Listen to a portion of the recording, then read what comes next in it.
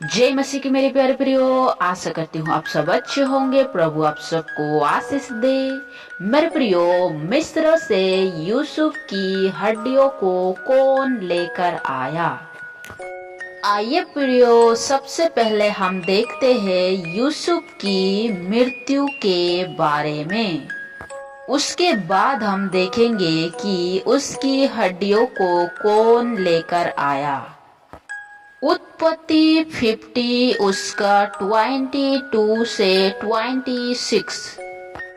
यूसुफ अपने पिता के घराने समेत मिस्र में रहता रहा और यूसुफ 110 वर्ष जीवित रहा। और यूसुफ एप्रेम के परपोते तक को देखने पाया और मनसोस के पोते जो मकीर के पुत्र थे वे उत्पन्न हुई और यूसुफ ने उन्हें गोद में लिया।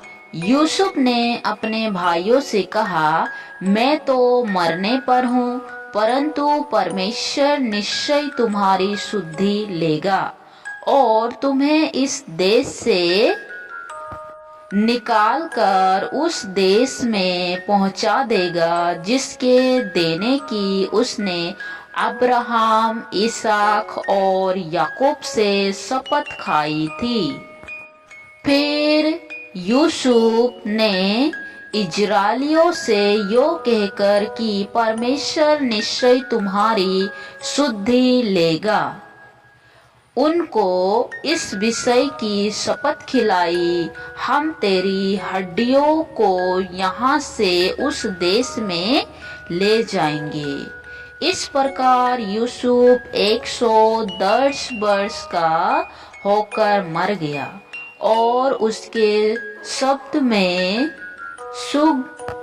सुगंध द्रव्य भरे गए और वे शब्द मिस्र में एक संदूक में रखा गया। हाँ मेरे प्रियो, जब यूसुफ मिस्र देश में रहते हुए 110 वर्ष का होकर मर गया, तब उसकी हड्डियों को सुरक्षित एक संदूक में रखा गया था। और यूसुफ जब जीवित था तब उसने शपथ खिलाई थी कि उसकी हड्डियों को इस देश से अपने देश इजराइल में ले जाया जाएगा। और ठीक परमेश्वर ने उसके साथ वैसा ही किया, क्योंकि परमेश्वर ने देखा कि वो दूसरे देश में रहकर भी वो परमेश्वर की कैसे सेवा करता है। और इसीलिए परमेश्वर ने भी अपने वादे को पूरा किया। जैसे कि निर्गमन की पुस्तक 13 अध्याय उसका 19 पद में लिखा है, और मूसा यूसुफ की हड्डियों को साथ लेता गया, क्योंकि यूसुफ ने इजराइलियों से यो कह के परमेश्वर निश्चय तुम्हारी शुद्धि लेगा, उनको इस विषय की ढूंढ शपथ खिलाई थी कि वह उसकी हड्डियों को अपने साथ यहाँ से ले जाएंगे। हाँ मेरे प्रियो, जैसे ही उसने शपथ खिलाई थी, उसी शपथ के द्वारा परमेश्वर ने अपने वायदे को पूरा किया।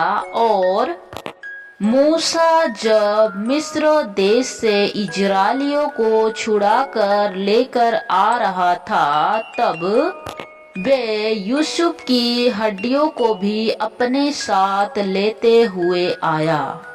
मेरे प्रियो, अगर आज आप भी परमेश्वर की वफादारी में चलोगे तो वो आपको मरते दम तक आपकी हड्डियों को भी सुरक्षित रखेगा और आपको अनंत जीवन की मार्ग के उस पार जहां परमेश्वर है स्वर्गलोक में पहुंचाएगा।